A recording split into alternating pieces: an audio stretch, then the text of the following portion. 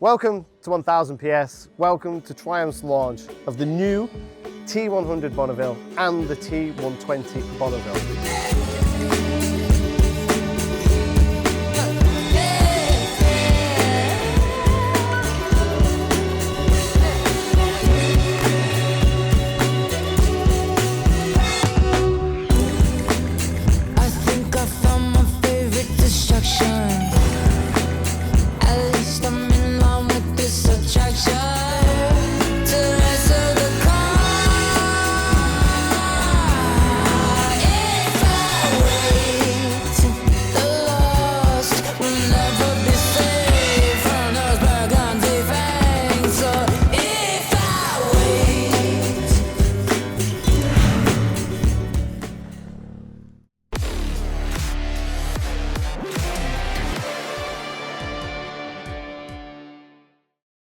Now, the Bonneville should really not have any introductions. It's one of the most famous names in motorcycling, and Triumph have kept the Bonneville alive over the years, and for 2026 we get a new T100 and a T120. Now, if you don't know what the T100 and T120 are, let me give you a little brief rundown. The T100, 900cc, parallel twin. We're looking at 64 horsepower and 80 Newton meters of torque. The T120, that's the big 1200. So that's got 79 horsepower on 105 Newton meters of torque. So it's not a massive step in power, but it is a massive step in torque.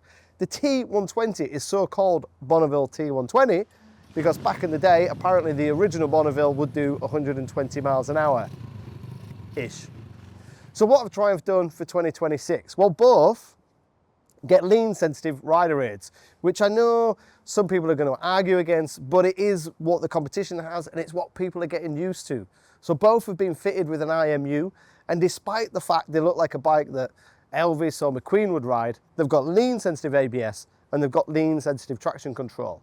Even though they've both got an IMU, those algorithms, those calculations are very different between the two bikes because of the different weight, the different power and different engine characteristics. Cruise control comes as standard on the 120, but is an optional extra on the T100. Both bikes can be compatible for A2 license holders. We've got new LED headlights on both bikes, and we've got a nice little USB charging point on the side of the analog clocks.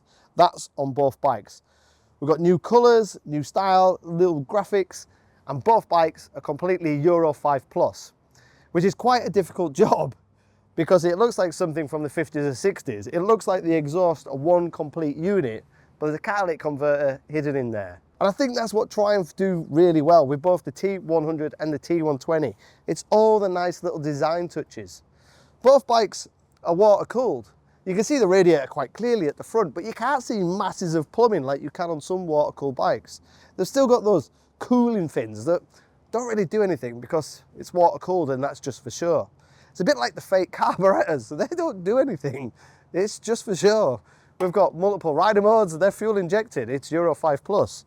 But it's those little design touches, like the little twist round filler cap, the analog clocks, the fact we've got a rev counter that still moves like an analog rev counter should. We've not got Bluetooth connectivity, we've not got launch control and all that. We've just got rider aids that are there to keep you safe and nothing more and nothing less. I've ridden these bikes many times before and I thoroughly enjoy both models.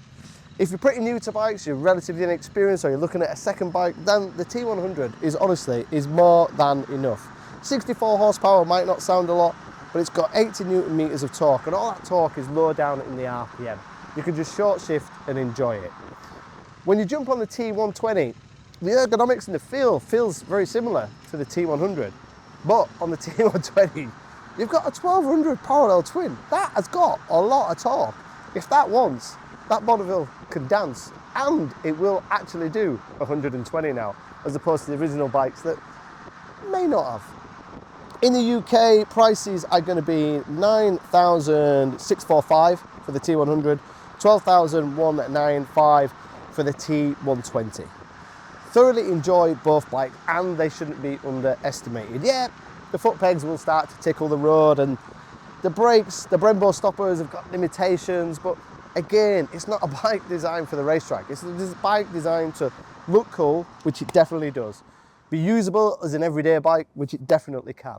Be comfortable, which it is. It's actually good two-up. I've ridden the old bike 100 and 120 two-up, and it's really accommodating with that flat seat. There's plenty of room for a pillion and passenger, and you don't feel like you're actually sandwiched together. I know it's a design kind of look cool bike, but it does work as a motorcycle as well. And now Triumph have made it more accessible and more usable. So both can be A2 compliant, and both have lean sensitive ABS, and both have lean sensitive traction control with multiple rider modes. You can turn the traction control off on both bikes should you wish to, but honestly there's no real need. What will be interesting is when we get to ride both bikes maybe back in the office, and when we get to ride them against the competition, because when you ride a Bonneville in California in this perfect weather, then you can't help but smile. You can't help but check your reflection in every shop window. You can't help feel a little bit Steve McQueen-y, Elvis, Evel Knievel, I'm way cooler than I should be. Thoroughly enjoyed both bikes, and I love the fact that the Bonneville name still exists, and Triumph have managed to hide all that wiring and all that gibbons and the IMU and kept the bikes very simple and straightforward. If you want to know any more technical details about both bikes, like the difference in weight and the difference in seat heights, then please fire some questions below, because me or one of the boys will get back to you in the team. I have thoroughly enjoyed both riding bikes. I knew I would. I've ridden both bikes previously in the past in the UK. I really enjoyed them as really good jacket and jeans, just throw on, go for a ride and have some fun, simplistic bikes. Triumph have kept that alive, kept the looks alive, but now they're a little bit safer. Thanks for watching. Don't forget to subscribe. I'll see you on the next one.